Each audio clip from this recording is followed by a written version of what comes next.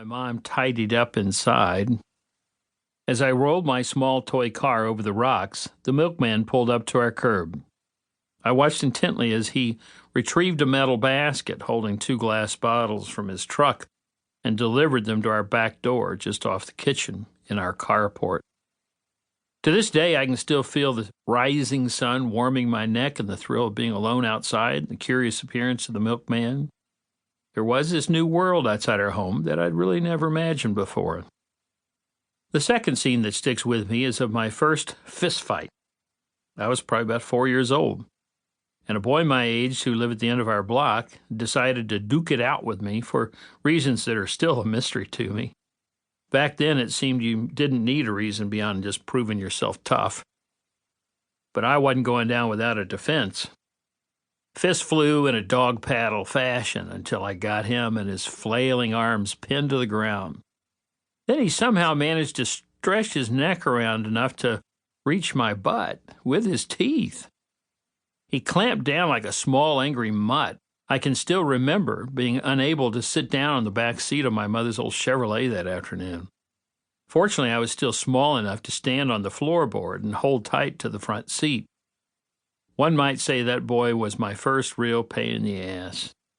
If anything, he taught me that not everyone is agreeable. Another memory was my mother's pursuit of incremental financial support for our family. She sang beautifully, was known for her voice, but she had detoured her academic and musical careers to raise 4 kids.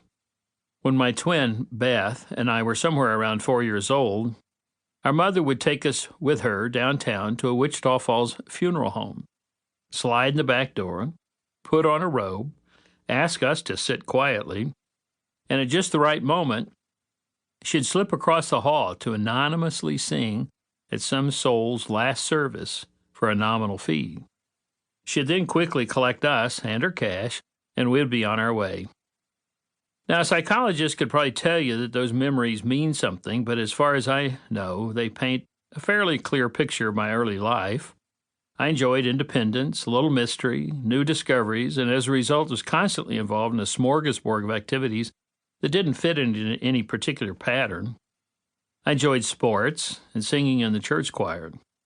I socialized a good bit, but also sat alone with a book quite often. I got into an inordinate number of fistfights through junior high.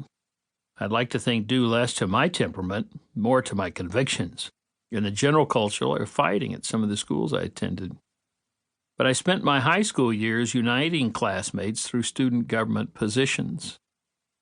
I wasn't an eccentric kid. I was just a curious one who seemed to lack any sense that I was supposed to choose a path or a focus. My parents didn't make me. My teachers never taught me to, or if they did, I wasn't listening. I suppose I was never told I should have a supposed to. Of course, like you and every other kid, I thought about what I wanted to be when I grew up.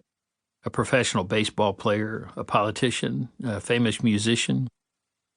There just never was any pressure to decide. Instead, I was left to the one device that was most effective at getting me what I wanted: variety. Multiple pursuits kept things interesting and earned me storytelling credibility. A couple of good girlfriends, a diverse group of comrades, black, brown, white, jocks, band buddies, nerds, fellow leaders.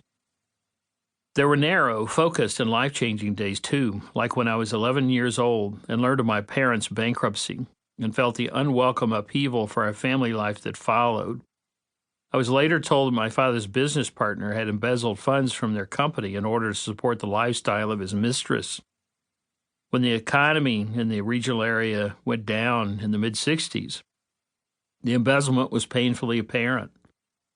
The business failed and my parents lost everything, including our new 4-bedroom, 2-bath home.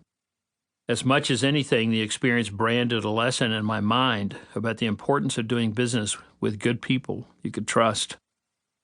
As I entered the real world, I discovered that my taste for variety didn't play as well in grown-up environments like the legal profession, with its good old boy networks, and the world of business, with its unspoken expectations.